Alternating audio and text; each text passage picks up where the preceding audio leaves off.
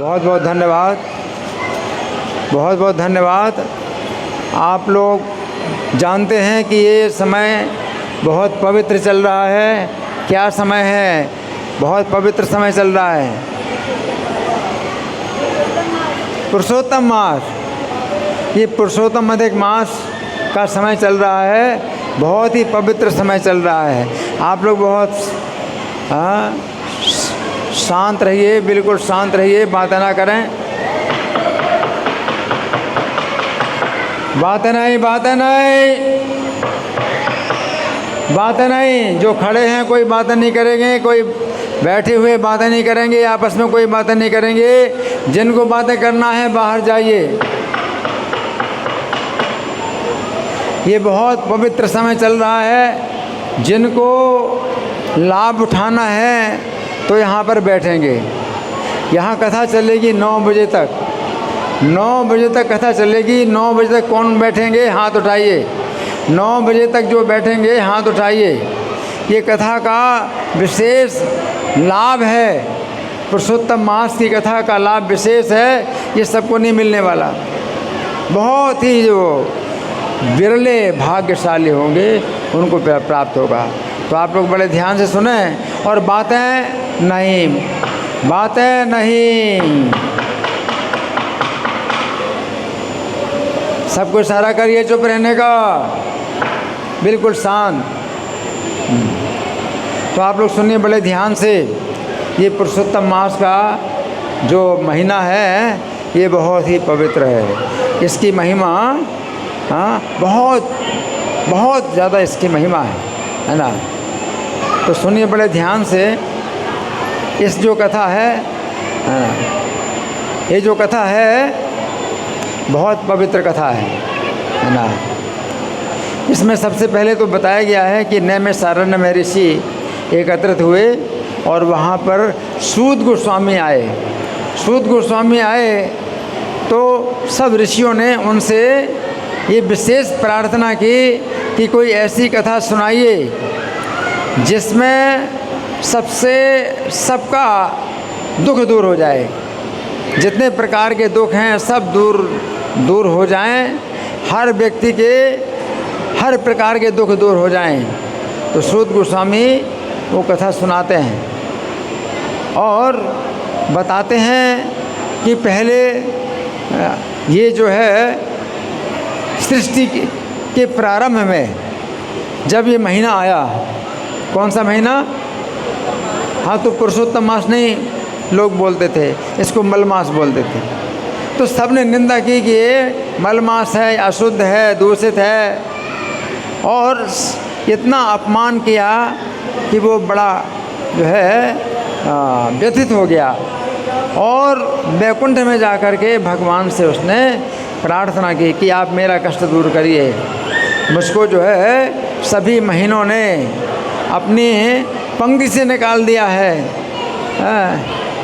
और मेरा बहुत अपमान किया है। तो भगवान विष्णु इस मल मास का हाथ पकड़ करके गोलोक धाम में ले गए। कहाँ पर ले गए? गोलोक धाम में ले गए। भगवान कृष्ण जहाँ पर हैं और भगवान कृष्ण से इस मल मास का पूरा कष्ट बताया। तब भगवान कृष्ण बोले कि अब मैं ही इसका स्वामी बनूंगा और अपना नाम भी प्रदान करूंगा। तो इस मल मास को भगवान ने अपना नाम दे दिया पुरुषोत्तम मास, है ना, और उसके स्वामी बन गए। और इसका महात्म जो है सभी महीनों में सबसे बढ़ कर के बताया। कार्तिक का महीना 12 महीनों में सबसे पवित्र है, परंतु कार्तिक से भी ज़्यादा ये पवित्र है ये महीना जो चल रहा है। तो आप सुनिए बड़े ध्यान से। भगवान कृष्ण ने फिर जिस समय 5 पांडवों और द्रौपदी को जुए में हराया था कौरवों ने, और वो 12 साल का वनवास कर रहे थे, उस समय द्रौपदी और 5 पांडवों को वन में देख करके भगवान कृष्ण जब आए तो बहुत उनको क्रोध आया, कौरवों के ऊपर बहुत क्रोध आया। इसके बाद फिर भगवान ने पुरुषोत्तम मास की जो महिमा बतलाई तो उसमें फिर भगवान ने कहा कि पिछले जन्म में द्रौपदी मेधावी मुनि की कन्या थी। कौन से मुनि?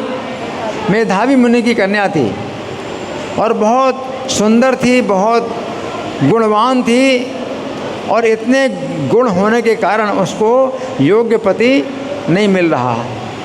तो उसके पिता सुमेधा मुनि बहुत चिंतित रहते थे, उसे अपनी ही कन्या के योग्य वर नहीं मिला और उनका शरीर भी छूट गया। माता पहले से ही देहांत हो चुका था, तो अब इसका ना तो कोई माता, ना कोई पिता, ना कोई भाई, ना पति, कोई नहीं रहा, तो बहुत कष्ट में थी। दुर्वासा मुनि आए। दुर्वासा मुनि ने उसको समझाया कि तुम आज से 3 महीने के बाद पुरुषोत्तम महीना आने वाला है और तुम इसका जो है व्रत और नियमों का पालन करो, तुम्हारे सौभाग्य का उदय होगा। परंतु दुर्भाग्य ऐसा था कि इस कन्या ने दुर्वासा मुनि को भी काफ़ी अपमानित किया और इस पुरुषोत्तम मास की भी निंदा की है।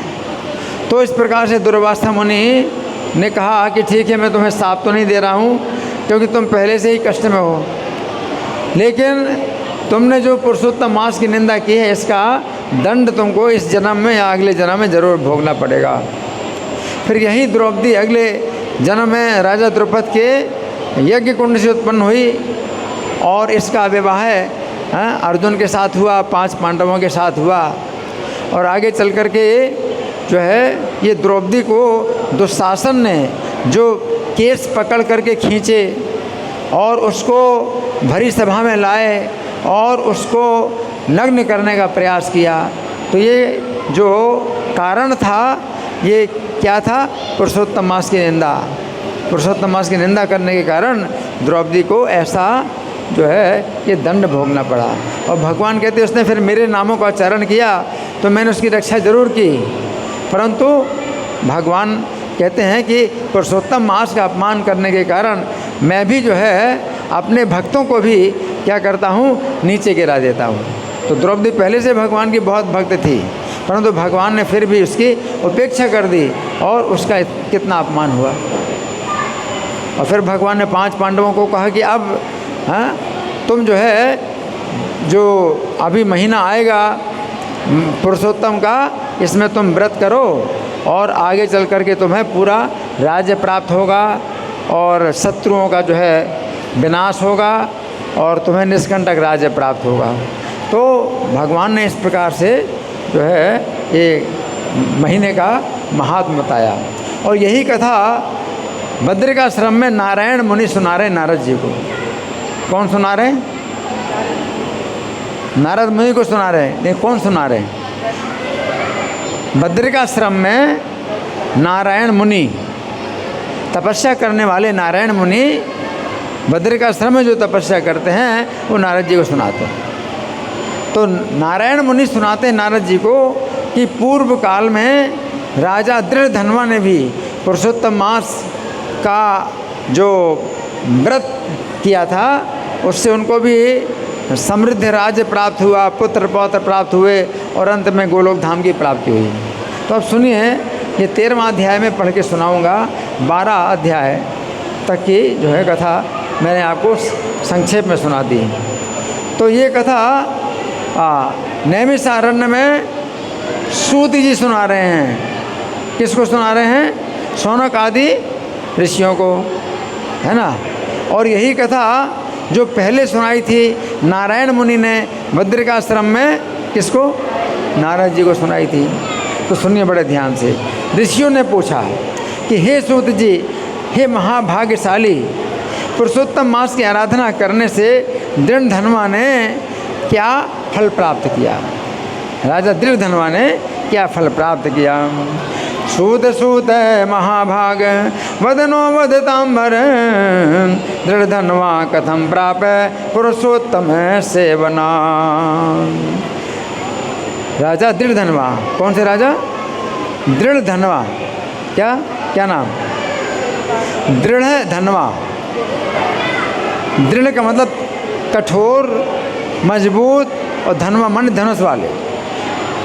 जो कठोर मजबूत धनुष वाले हैं उनको कहते हैं दृढ़धनवा। राजा दृढ़धनवा ने तो उन्होंने सुंदर साम्राज्य प्राप्त किया बात है नहीं, बात है नहीं। कौन बातें कर रहा है? आप लोग यहाँ का शिष्टाचार नहीं जानते कि मंदिर, ये मंदिर है, सब्जी बाजार नहीं है। इतनी जोर से चिल्ला रहे हैं, बातें कर रहे हैं, कौन सी ऐसी बातें ज़रूरी है जो यहाँ पर करना ज़रूरी है? आप मंदिर से बाहर जाइए, बातें करना है, मुंह बंद रखिए, केवल कान खोलना है, आंखें खोलना है दर्शन के लिए और कान खोलना है कथा के लिए। मुंह बंद रखना है, बिल्कुल शांत रहिए। इनको इशारा करिए चुप रहने का। हाँ, तो मैं क्या बता रहा था? राजा दृढ़धनवा ने सुंदर साम्राज्य प्राप्त किया और पुत्र पौत्र आदि प्राप्त किए और भगवान के गोलोक धाम को प्राप्त किया। तो ये कैसे हुआ? हाँ, स्वराज्यम पुत्र पौत्रादीन ललनाम च पतिव्रताम कथम च भगवन लोकम हवापे योगी दुर्लभम। हे तात, आपके मुख कमल से निरंतर कथा सार सुनते सुनते हम लोगों को उसी प्रकार तृप्ति नहीं हो रही है जिस प्रकार अमृत पान करने वालों को तृप्ति नहीं होती है। आपके मुख से कथा सुनते हुए हमें तृप्ति नहीं हो रही है। शृण्वतां ते मुखां भोजात कथा सारम मुहुर्मुहुः अलम बुद्धिर्न तस्तात यथा पीयूष पानतः। तो सूत जी ने कहा, अतः प्राचीन उपाख्यान को विस्तार के साथ कहिए, हमारे भाग्य से ही विधाता ने आपका दर्शन दिलाया है। हमारे भाग्य से ही आप हमारे सामने आए हैं और हमें कथा सुना रहे हैं, ये हमारा भाग्य है। अतो विस्तरतो ब्रूहि इतिहासं पुरातनम् अस्मद् भाग्य बलेन वै धात्रादं संदर्शितो भवान्।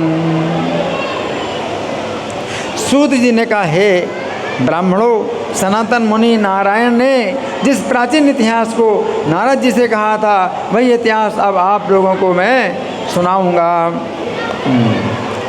सनातन मुनिर्विप्रा नारदाय पुरातनम् इतिहासं वाचेदं स एव प्रोचते धुना। तो श्री नारायण कहते हैं, हे ब्राह्मण नारद जी, मैं राजा दृढ़धनवा की प्राचीन कथा को कह रहा हूँ। नारायण मुनि ने सुनाया किसको? नारद जी को। नारद जी को सुनाया। हाँ, तो नारायण मुनि ने कहा कि हे नारद जी, मैं राजा दृढ़धनवा की प्राचीन कथा सुना रहा हूँ जो गंगा जी के समान पवित्र करने वाली है। इसको सुनिए। कथा कितनी पवित्र है? गंगा जी के समान पवित्र है। इसको सुनिए। शृण्वन्तु मुनयः सर्वे चरित्रं पापनाशनम्। ये है 7वां छठा। मुने शृणु प्रवक्षेऽहं प्रत्यक्ष मुने शृणु प्रवक्षेऽहं भूपस्य दृढ़धन्वनः कथां पुरातनीं रम्यां स्वरध्वनिमिव पावनीं। है देश के रक्षक श्रीमान बुद्धिमान चित्रधर्मा नाम के राजा हुए। है देश के राजा हुए। कौन सा देश है? है देश के राजा हुए। कौन से राजा हुए? चित्रधर्मा। चित्रधर्मा सत्य पराक्रमी चित्रधर्मा नाम के राजा हुए। आसीन है देह से गोप्ता श्रीमान महीपति चित्रधर्मेति विख्यातो धीमान सत्य पराक्रमः। और उनके एक पुत्र हुए दृढ़धनवा नाम के। क्या नाम? दृढ़धनवा नाम के पुत्र हुए। अत्यंत तेजस्वी पुत्र हुए। सब गुणों से संपन्न थे। सत्यवादी थे, धार्मिक थे और सदाचारी थे। तस्य पुत्रोति तेजस्वी दृढ़धन्वेति विस्तृतः स सर्वगुण संपन्ना सत्यवाग धार्मिकः शुचिः। उनकी आँखें विशाल आँखें, कान तक फैली हुई, कान तक फैली हुई आँखें, इतनी विशाल आँखें थी। और चौड़ी छाती थी और भुजाएं लंबी थीं। महातेजस्वी अपने विविध गुणों के साथ दिन प्रतिदिन बड़े होने लगे। कौन? दृढ़धनवा दिन प्रतिदिन बड़े होने लगे। आकर्णांत विशालाक्षा पृथुवक्षा महाभुजा अवर्धत महातेजा सार्धम गुण गण रस। तो उस मेधावी ने प्रसन्नता पूर्वक गुरु के मुख से एक बार सुन लेने से ही व्याकरण सीख ली। एक बार सुना गुरु के मुख से तो व्याकरण सीख ली, ज्योतिष सीख लिया, छंद, निरुक्त, शिक्षा और वेदों के 6 अंगों को सीख लिया, संपूर्ण वेदों का अध्ययन कर लिया। ऐसा मालूम पड़ता था मानो वे पहले से ही पढ़ चुके हों।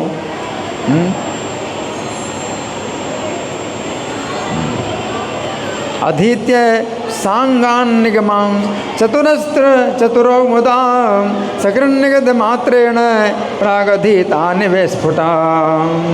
फिर गुरु दक्षिणा प्रदान की। जब शिक्षा पूरी हो गई तो गुरु दक्षिणा प्रदान की और उनकी विधिवत पूजा करके उनकी आज्ञा से बुद्धिमान राजकुमार दृढ़धनवा अपने पिता चित्रधर्मा की नगरी को आ गए। जब गुरुकुल में पूरा अध्ययन कर लिया तो अपने पिता के नगर में आ गए। उनके पिता कौन है? चित्रधर्मा। पिता है चित्रधर्मा और पुत्र का नाम क्या है? दृढ़धनवा, है ना। अपने पिता की नगरी को गए। दक्षिणाम गुरवे दत्वा संपूज्य विधिवच्चतम गुरोरनुज्ञ आधिमान पितुपुरम अजीगमान। उन्हें देखकर उनकी राजधानी में रहने वाले सभी लोगों के नेत्र शीतल हो गए। किसको देख करके? दृढ़धनवा। सब लोगों के नेत्र शीतल हो गए। राजा चित्रधर्मा भी अपने सुयोग्य राजकुमार को देखकर बड़े प्रसन्न हुए। जन्यन्नयनानंदम निज पत्तनवासिनाम चित्रधर्मा भी तम पुत्रम दृष्ट्वा लेभे पराम मुदाम। क्योंकि राजकुमार युवक थे, समस्त धर्मों के ज्ञाता थे और प्रजा का पालन करने में समर्थ हो गए थे। इस असार संसार में इससे बढ़कर और कौन सुख हो सकता है? ऐसा पुत्र प्राप्त हो, इससे बड़ा सुख और क्या है? सुयोग्य पुत्र प्राप्त हुए। युवानम सर्वधर्मज्ञम प्रजानाम पालने क्षमम अतः परम किमत्रास्ति संसारे सारे वर्जिते। तब राजा चित्रधर्मा ने विचार किया कि अब मैं भगवान श्री कृष्ण जो 2 भुजाधारी हैं, मुरलीधर हैं, प्रसन्न मुख वाले हैं, शांत हैं, भक्तों को अभय प्रदान करने वाले हैं, उन श्री कृष्ण की आराधना करूँगा। किसने विचार किया? चित्रधर्मा ने, पिता ने विचार किया कि मैं भगवान की आराधना करूँगा। आराधयामि श्री कृष्णम द्विभुजम मुरलीधरम प्रसन्नवदनम शांतम भक्तानाम अभय प्रदाम। जिस तरह राजा ध्रुव ने भगवान का भजन किया था और राजा अम्बरीश ने, राजा सरियाती ने, राजा ययाति ने और राजा शिवी, रंतिदेव, शशबिंदु, भगीरथ, इन्होंने भगवान का जैसे भजन किया ऐसे मैं भी वन में जाके भजन करूँगा। ध्रुवाम्बरीश सरियातिर ययाति प्रमुखा नृपां शिविशिरन्ति देवश्चा शशबिंदुर्भगीरथ। भीष्म पितामह ने जैसे भजन किया भगवान का, विदुर जी ने भजन किया, राजा दुष्यंत ने भजन किया, राजा भरत, राजा पृथु, राजा उत्तानपाद, महाराज प्रहलाद और विभीषण जैसे भजन करते थे वैसे मैं भी क्या करूँगा? कृष्ण का भजन करूँगा। भीष्मश्च विदुरश्च दुष्यंतो भरतोऽपि वा पृथुरुत्तानपादश्च प्रहलादोऽथ विभीषण। ये और अन्य शासक लोग भी विविध प्रकार के भोगों का परित्याग कर इस नश्वर शरीर से भगवान पुरुषोत्तम की आराधना करके परम पद को प्राप्त हो चुके हैं। एते चान्ये च राजानस् त्यक्त्वा भोगान् अनेकशः अध्रुवेण ध्रुवं प्राप्ता आराध्य पुरुषोत्तमम्। उसी प्रकार मैं भी रानी, महल और राजकुमार आदि के स्नेह रूपी बंधन को तोड़कर वन में जाकर हरि भजन करूँगा। अतो मया भी कर्तव्यम अरण्य हरिसेवनम चित्वा स्नेहमयं पासम दारागार सुतादिशो। ऐसा मन में निश्चय करके अपने योग्य राजकुमार दृढ़धनवा का राज तिलक कर दिया और स्वयं विरक्त होकर महर्षि पुलह के आश्रम में चले गए। कहाँ पर चले गए?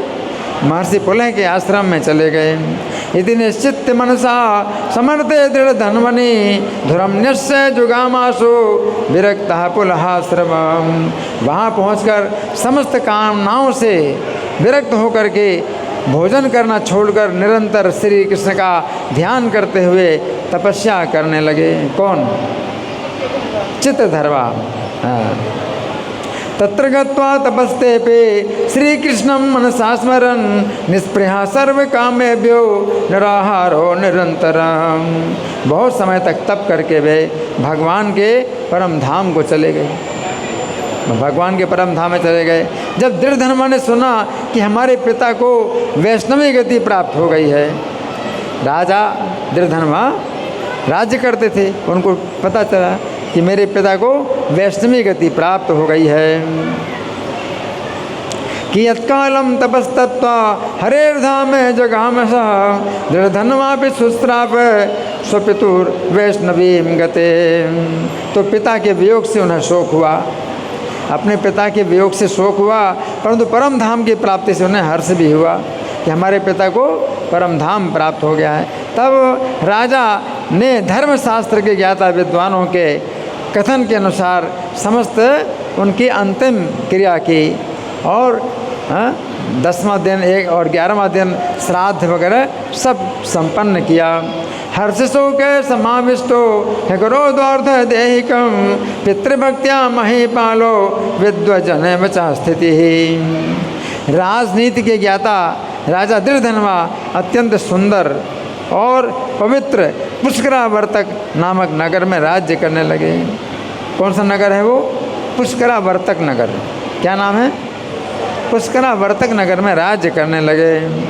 पुष्करावर्तके पुण्ये नगरे अत्यंत शोभिते राज्यम चकार भूपालो नीति शास्त्र विशारदः। उनकी रानी का नाम था गुण सुंदरी। क्या नाम था? गुण सुंदरी। विदर्भ देश की राजकुमारी थीं और बहुत समस्त पृथ्वी पर उनके समान सुंदर अन्य कोई महिला नहीं थी। क्या नाम था रानी का? गुण सुंदरी। तस्शीलवती भार्या नामना या गुण सुंदरी विदर्भ राज तनया रूपेणा प्रतिमा भुवि। रानी ने सुंदर, निपुण और सदाचारी 4 पुत्रों को जन्म दिया। बहुत सुंदर सदाचारी 4 पुत्रों को जन्म दिया और चारुमती नाम की परम सुंदरी कन्या को जन्म दिया। पुत्रान् सासुसवे दिव्यान् चतुरान् गुणवान् शुभान् पुत्रीं चारुमतीं नाम सर्वलक्षण संयुतां। राजकुमारों के नाम थे चित्रवाक, चित्रवाह, मणिवान और चित्रकुंडल। 4 पुत्र। और ये सूरवीर अपने अपने नामों से पृथक पृथक विख्यात हुए। चित्रवाक चित्रवाहश्च मणिमान चित्रकुंडलः सर्वे ते मानिनः शूरा विख्याता नाम भी पृथक। राजा दृढ़धनवा अपने गुणों से प्रसिद्ध हुए। वे शांत स्वभाव के थे, इंद्रियों को वश में करने वाले थे, दृढ़ व्रती थे, रूपवान थे, गुणवान थे, शूरवीर थे और लक्ष्मी से संपन्न थे और स्वभाव से सुंदर स्वभाव वाले थे। दृढ़धनवा गुण ख्याता शांतो दांतो दृढ़व्रतः रूपवान गुणवान शूरः श्रीमान प्रकृति सुंदरः। चारों वेदों को जानने वाले थे, व्याकरण को जानने वाले, ज्योतिष आदि 6 अंगों को जानने वाले थे, वाणी से सबको मोह लेने वाले थे। अपनी वाणी से सबको मोह लेने वाले थे, धनुर्विद्या में पारंगत थे, काम क्रोध लोभ मोह और मत्सर रूपी शत्रुओं को भली भांति जीतने वाले थे और शत्रुओं की हस्ती को मिटा देने वाले थे।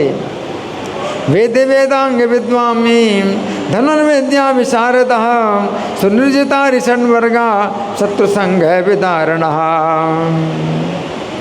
क्षमा में पृथ्वी के समान थे। क्या?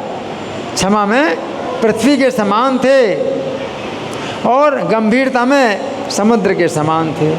गंभीरता में समुद्र के समान थे। हाँ, और समता में पितामह ब्रह्मा की भांति समान थे और प्रसन्न होने वालों में शिव जी के समान जल्दी प्रसन्न हो जाते थे। क्षमया पृथ्वी तुल्यो गांभीर्य सागरोपमः पितामह समः साम्ये प्रसादे गिरिशोपमः। एक पत्नी के साथ जीवन व्यतीत करने वालों में दूसरे राम जी के समान थे। राम जी कैसे? एक पत्नी व्रती, तो दूसरे राम के समान थे एक पत्नी व्रत में। और अत्यंत भीषण पराक्रमशाली थे और सद्धर्म के पालन करने वालों में दूसरे सहस्त्रार्जुन कार्तवीर्य के समान थे। एक पत्नी व्रत धरो रघुनाथ एवा परः अत्युग्र वीर्य संधर्मी कार्तवीर्य एवा परः। श्री नारायण कहते हैं कि एक समय की बात है, रात्रि में सोते हुए उस राजा दृढ़धर्मा को ये चिंता सताने लगी। रात में सोते सोते राजा को ये चिंता सताने लगी कि अहो इतनी विपुल संपत्ति किस महान पुण्य के कारण हुई। क्या सोचने लगे? इतनी विपुल संपत्ति मुझे प्राप्त हुई है, कौन सा मेरा ऐसा महान पुण्य हुआ है। सोते सोते एकदम चिंता आई, चिंता सताने लगी।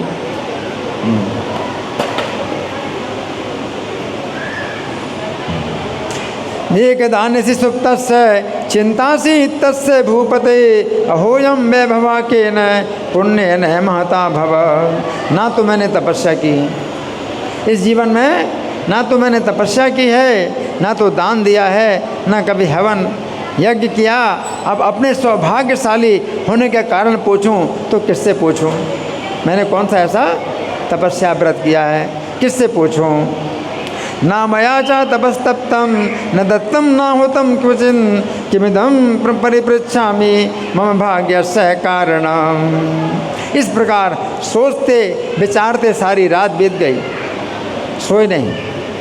सोचते विचारते सारी रात बीत गई। प्रातःकाल ब्रह्म मुहूर्त में उठकर विधि पूर्वक स्नान किया।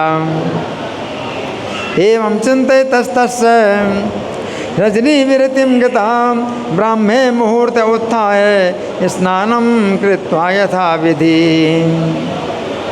उगते सूर्य का पूजन करके और भगवान के जो है भगवान की पूजा संपन्न करके मंदिर में जा कर के पूजा किया, ब्राह्मणों को दान दिया, उन्हें नमस्कार किया और घोड़े पर सवार हुए। उपस्थायार्घ्यमुद्यन्तं संदर्पे भगवत कला दत्त्वा दानानि विप्रेभ्यो नमस्कृत्वा समारुह। इसके बाद शिकार खेलने की इच्छा से शीघ्र वन को चले गए। बहुत से मृगों, सुअरों, शेरों का शिकार किया। ततोरण्यम जगामासो मृगयासक्त मानसः मृगान वराहान शार्दूलान जघान है गव्यान बहु। उसी समय राजा दृढ़धर्मा के बाण से एक मृग घायल हो गया। राजा दृढ़धर्मा के बाण से एक मृग घायल हो गया और तुरंत बाण से विदा होने पर भी एक वन से भागता हुआ दूसरे वन में घुस गया। कश्चन मृगो हतोरण्ये बाणेन दृढ़धन्वना वनाद्वनान्तरं यातो बाणमादाय सत्वरम। राजा भी जहाँ जहाँ खून गिरा था उसी रास्ते से मृग के पीछे पीछे गए, परंतु मृग किसी झाड़ी में छिप गया था और राजा वन में भटकते रहे। शोणते श्रुति मार्गेण राजाप्यनुजयो मृगाम मृगा कुत्रापि संलीनो राजा बभ्रान तद्वनम।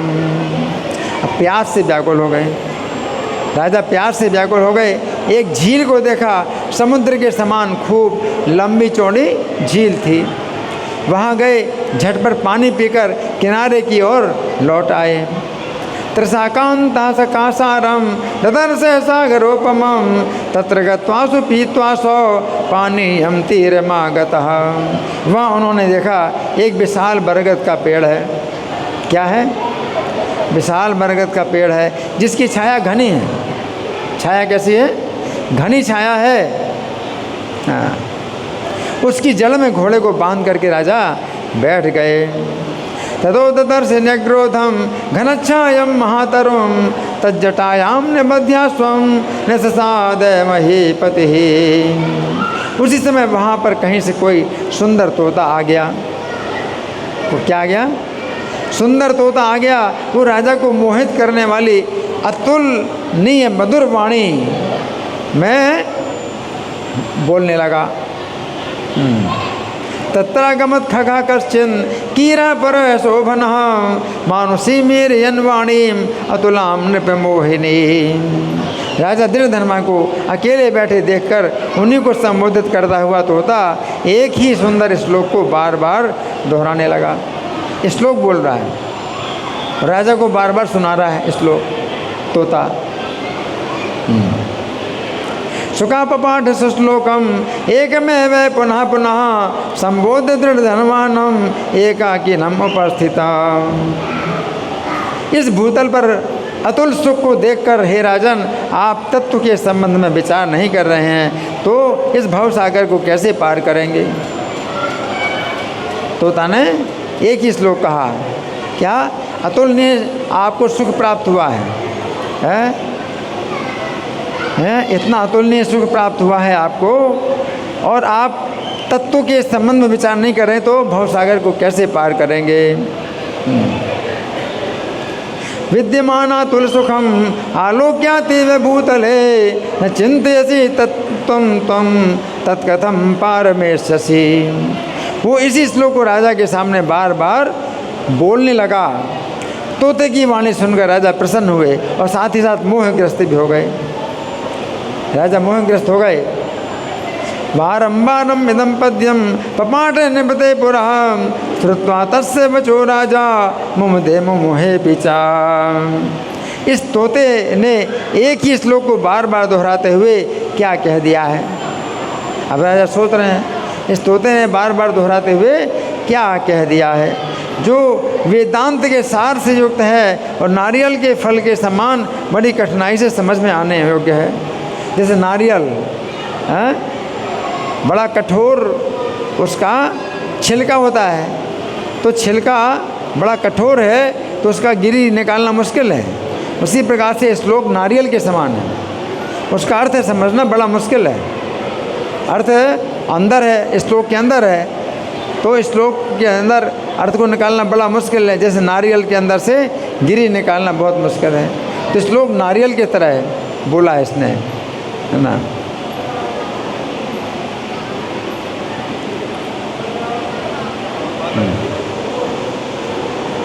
पैंतालीसवां है कि मैं तदुक्तवान कीर एकम पद्यम पुनः पुनः नारिकेले विभागम्यम दुर्बोधम सार समृता।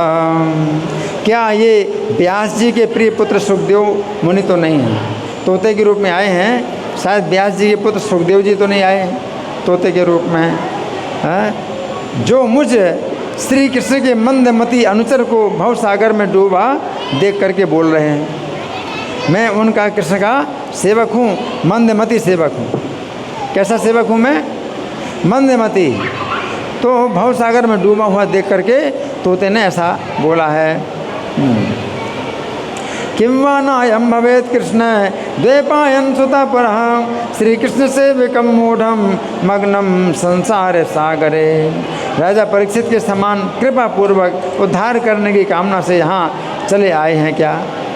सुखदेव जी ने राजा परीक्षित का उद्धार किया था श्रीमद् भागवत सुना करके, तो मेरा भी उद्धार करने के लिए शायद तोते के रूप में आए हैं सुखदेव जी, हैं?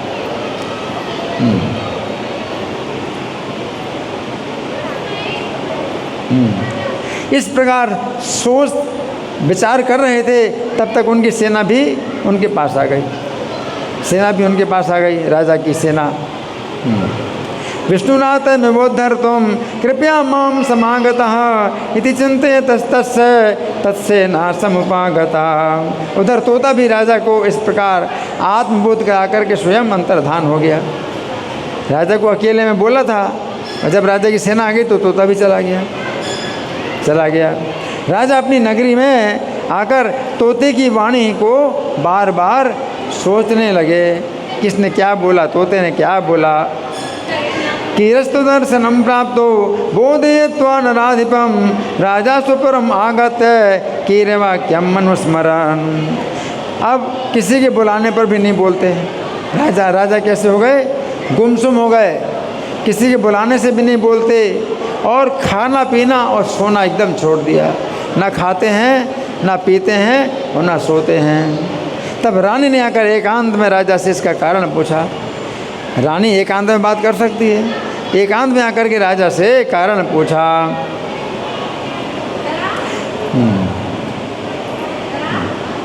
वाच्यमानोपि नोवा नावोचन विनिद्रस्ते भोजन रागी रहा समागत राजानम पर्य पृच्छत। रानी गुण सुंदरी बोली, हे राजन, आप में ये उदासीनता कैसे आई? आप उठिए, भोजन पानी कीजिए और गुमसुम रहना छोड़ दीजिए। किसने कहा? रानी ने, गुण सुंदरी ने कहा, ऐसा करिए। भो पुरुष शार्दूल दौर्मनस्यमिदम कुतः उत्तिष्ठोत्तिष्ठ भूपाल भुंक्ष भोगान बचो बद। इस प्रकार रानी के समझाने बुझाने पर भी, अनुनय विनय करने पर भी राजा कुछ नहीं बोले। क्या? कुछ नहीं बोले, राजा कुछ नहीं बोले। उनके मस्तिष्क में तोते की परम तत्व की वह वाणी समा गई थी, जिसे देवता लोग भी नहीं जान पाते हैं। वो तोते की बात ऐसी थी जो देवता लोग भी नहीं जान पाते हैं। एवं स्त्रियानुनीतोपि न किंचन अवदन नृपः स्मरण सुगे वचस्तथ्यम दुर्गेयम अमरैरपि। वो युवती रानी लंबी सांस लेकर अपने पति की मानसिक व्यथा से बहुत पीड़ित हुई और अपने भर्ता की उत्कट चिंता के कारण अनजान ही रह गई। उसे कुछ पता नहीं हमारे पति को क्या हो गया है, अनजान रह गई। सापिरागी विनिश्वस भर्तृदुखादि पीड़िता न बबोध निज स्वामी चिंता कारण मुत्कटा। राजा का भी चिंता करते करते कुछ समय बीत गया और संदेह सागर से पार करने का कोई रास्ता नहीं दिखाई पड़ा। एवं चिंता निमग्नस्य राज्ञा काला कियान गतः संदेह सागरोत्तारे हेतुम नैवाभि पश्यते। तो नारद जी ने प्रश्न किया। कथा नारद जी सुन रहे हैं, और सुना रहे कौन सुना रहे नारद जी को कथा?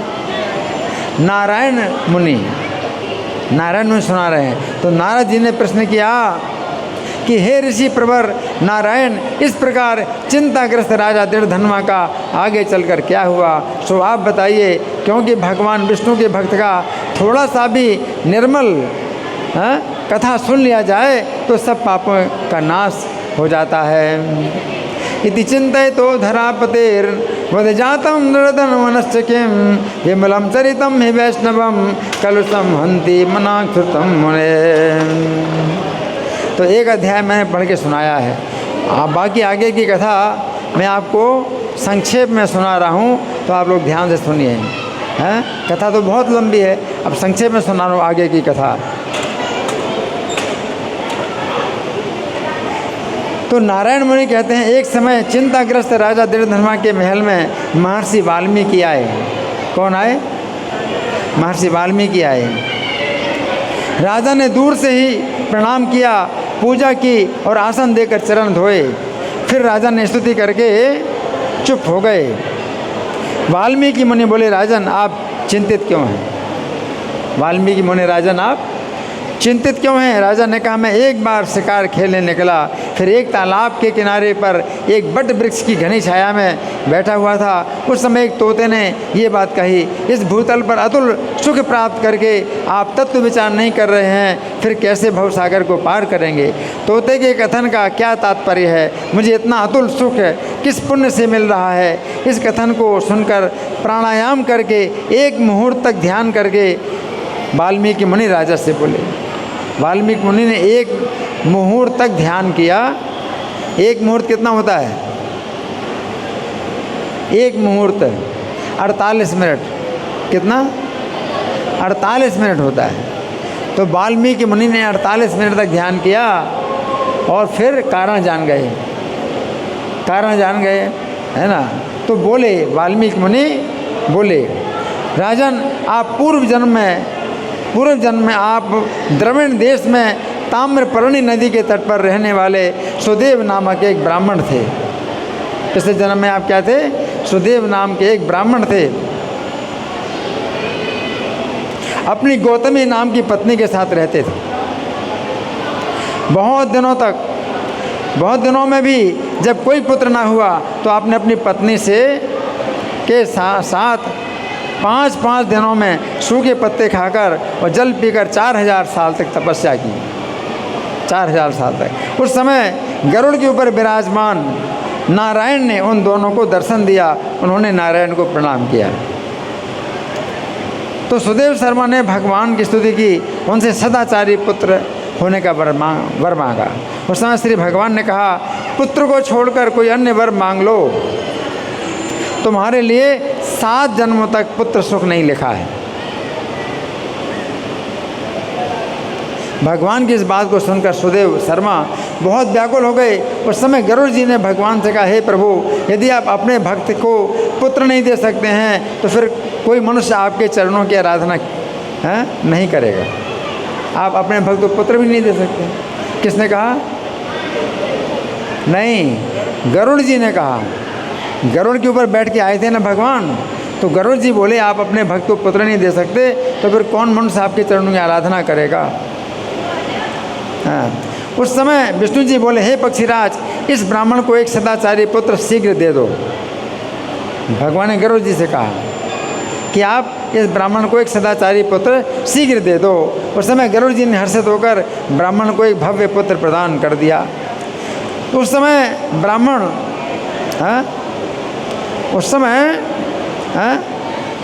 जो है गरुड़ जी ने सुदेव शर्मा से कहा, हे ब्राह्मण, प्रभु के आदेश से कृपा करके मैं आपको पुत्र प्रदान कर रहा हूँ। आपको पुत्र का सुख मिलेगा और दुख भी मिलेगा।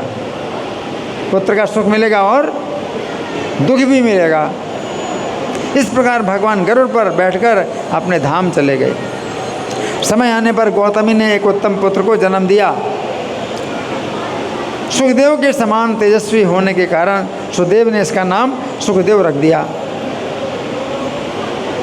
आगे चलकर ये बालक अपनी कुशाग्र बुद्धि से गुरु को प्रसन्न करने लगा। एक बार सुदेव शर्मा के घर में देवल ऋषि आए। कौन ऋषि आए? देवल ऋषि आए। देवल ऋषि का सुदेव ने स्वागत सत्कार किया और देवल ऋषि अपने चरणों पर पड़ते हुए बालक को देखकर बोले, हे सुदेव, आप धन्य हैं क्योंकि श्रेष्ठ पुत्र आपने प्राप्त किया है। ये बालक संपूर्ण सुलक्षणों से संपन्न है, परंतु एक ही महान दोष है, आपका ये पुत्र 12वें वर्ष में पानी में डूबकर मर जाएगा। ये सुनकर सुदेव पछाड़ खाकर गिर पड़े। फिर गौतमी के द्वारा समझाने पर हरि का ध्यान करते हुए शोक का त्याग कर दिया। उस समय महर्षि वाल्मीकि ने कहा, वाल्मीकि कथा सुना रहे हैं किसको? निर्धनवा को, कि आप पिछले जन्म में क्या थे? सुदेव ब्राह्मण थे। इस तरह सुदेव शर्मा का समय बीता और एक समय सुदेव कुशा फल फूल आदि लेने वन में गए हुए थे। उसी दिन उनका पुत्र सुखदेव अपने साथियों के साथ बावली में स्नान करने के लिए गया। खेलते हुए सुखदेव ने साथियों को विस्मित करने के लिए गहरे पानी में गोता लगाया। उसका जी घबराने लगा और बाहर निकलने का प्रयत्न करने लगा, परंतु निकल नहीं पाया। बहुत नीचे चला गया था, और मर गया। उसके मित्रों ने देखा वो निकल नहीं रहा है, तो हाय हाय करते हुए गौतमी से सब हाल कहा उनकी बात सुनकर गौतमी पछाड़ खाकर गिर पड़ी। उसी समय वन से सुदेव शर्मा भी आ गए। दोनों पति पत्नी बावली पर गए, अपने मरे हुए पुत्र को छाती से लगाकर फिर गोद में लेटाकर विलाप करने लगे। हे गोपाल, पुत्र की अग्नि से जले हुए मेरी रक्षा कीजिए। उस समय महर्षि वाल्मीकि ने कहा, महर्षि वाल्मीकि बताते हैं पूरी कथा। हे राजन, उस समय ब्राह्मण सुदेव के विलाप करने पर पानी बरसना शुरू हो गया। क्या हुआ?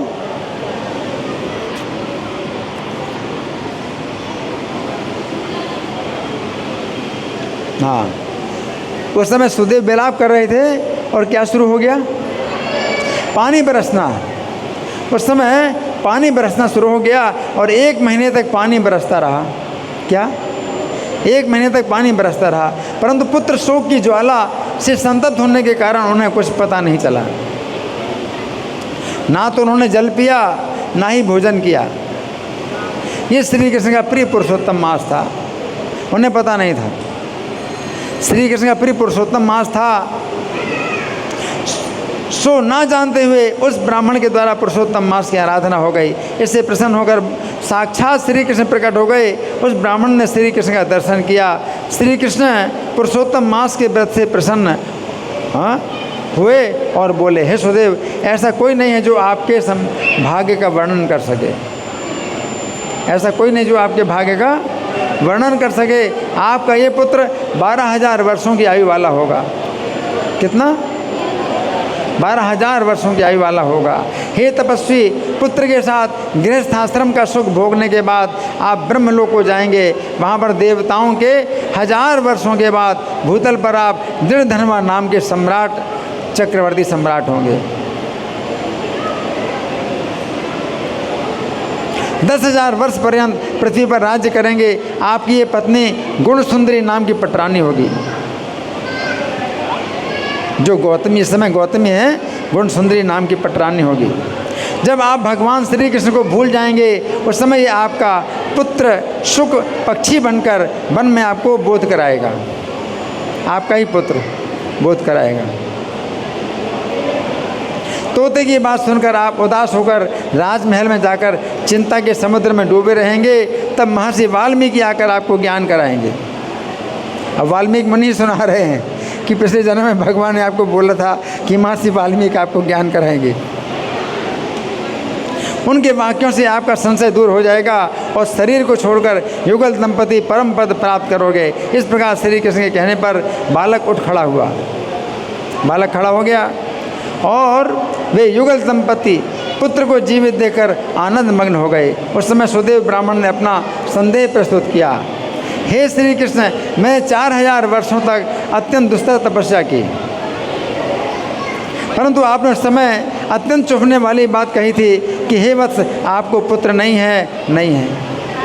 तो उस वाणी का उल्लंघन कर मेरे पुत्र को जीवित करने का कारण क्या है? उस समय तो आपने कहा था पुत्र नहीं है,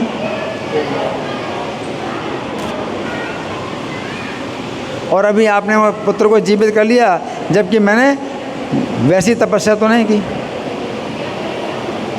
उस समय भगवान श्री कृष्ण ने उत्तर दिया, ये मेरा पुरुषोत्तम मास जो बीता है, उस मास की पत्नी सहित शोक में व्याकुल आपसे आराधना हो गई है।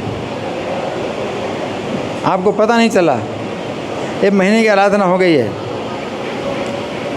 आपको पूरा महीना बिना भोजन किए बीत गया और बादल के आने से तीनों काल स्नान भी हो गया। आपको 1 महीने मेघ के जल से स्नान मिला और अखंड उपवास भी हो गया।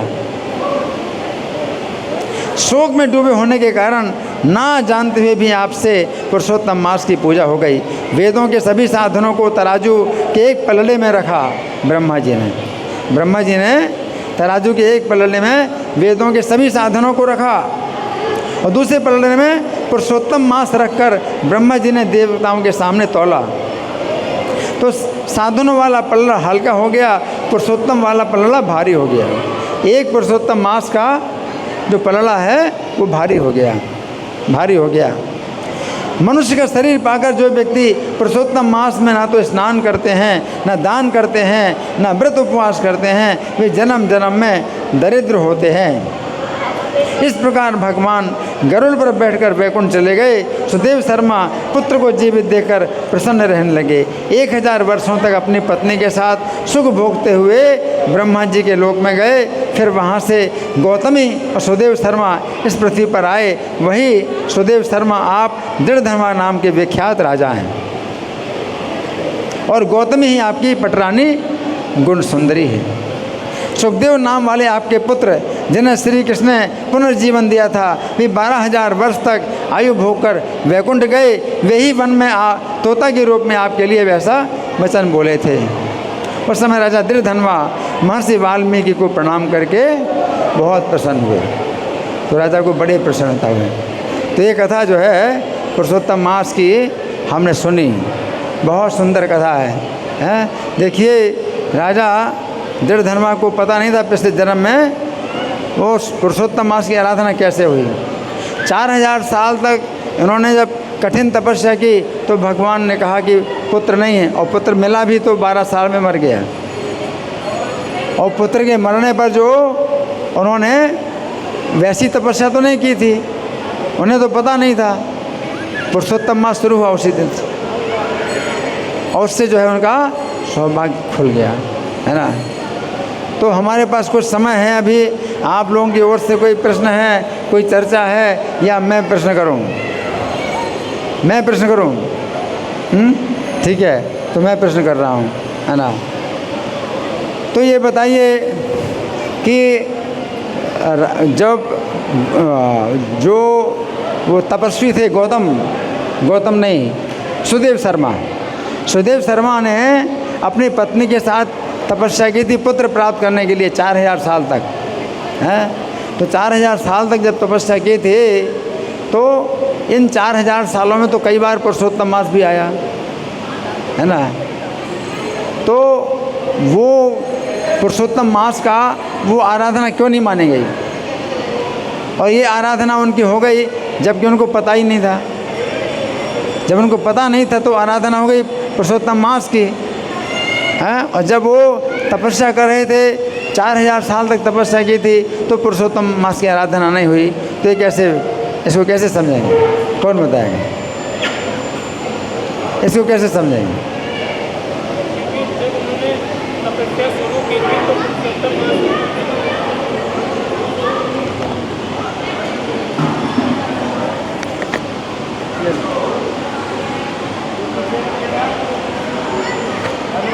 प्रभु जी जब उन्होंने तपस्या शुरू किया था तो पुरुषोत्तम मास नहीं था, फिर बीच में आया गया तो पता नहीं चला। हाँ, यहाँ पर ये समझना है कि अगर वो तपस्या कर रहे हैं तो बीच में पुरुषोत्तम मास आया तो पुरुषोत्तम मास की आराधना नहीं मानी जाएगी। आप पहले से जिन नियमों का पालन कर रहे हैं और बीच में पुरुषोत्तम मास आया और चला गया तो पुरुषोत्तम मास की आराधना नहीं। लेकिन पुरुषोत्तम मास की आराधना तब हुई कि जिस दिन पुरुषोत्तम मास शुरू हुआ उसी दिन से उनका नियम शुरू हुआ। उनको पता नहीं है, लेकिन तो भी पुरुषोत्तम मास की आराधना हुई कि जिस दिन पुरुषोत्तम मास आया उसी दिन से उनका खाना पीना छूट गया है, और उसमें वर्षा का स्नान भी प्राप्त हुआ। तो 1 महीना जो है वो माना गया पुरुषोत्तम मास की आराधना है। तो ये बड़े रहस्य हैं। अब इसमें है मतलब कोई ना जानते हुए भी अगर ऐसा करे तो उसका जो है कितना बड़ा लाभ है ना। तो पुरुषोत्तम मास का जो है हमें क्या करना चाहिए? अभी तो वो उस तरह का हम लोग नियम नहीं कर सकते, इतनी कठिन तपस्या हम नहीं कर सकते। लेकिन हम क्या कर सकते हैं? पुरुषोत्तम मास में हम जो कुछ भी करते हैं, भगवान का नाम लेते हैं या कुछ जो है नियमों का पालन करते हैं, तो इसमें हम क्या करें? पुरुषोत्तम मास की भावना से करें कि पुरुषोत्तम मास का ये बड़ा पवित्र समय चल रहा है, इससे भगवान प्रसन्न होए मुझ पर। इस तरह से हम इस भावना से पुरुषोत्तम मास में हम जो भी करते हैं, जप करते हैं, स्नान करते हैं, इस भावना से करें। श्री पुरुषोत्तम मास 16वां दिवस महामहोत्सव की जय। श्रील प्रभुपाद की जय। आप लोग बैठिए, कुछ सूचना देंगे। पुरुषोत्तम मास चल रहा है, 15वें अध्याय का पाठ करने का बहुत महत्व है। हरे कृष्णा। अभी जो पुरुषोत्तम मास चल रहा है उसमें 15वें अध्याय का पाठ करने का बहुत महत्व है। तो कुछ पुस्तकें हैं, आप में से कोई भी लेना चाहें, लेनी चाहिए तो 100 रुपये सेवा है इसकी, ठीक है। तो आप ले लीजिए, प्रभु जी के हाथ से दिला देंगे। हरे कृष्ण। बहुत ही सरल है, अच्छे से आपको समझ में भी आएगी।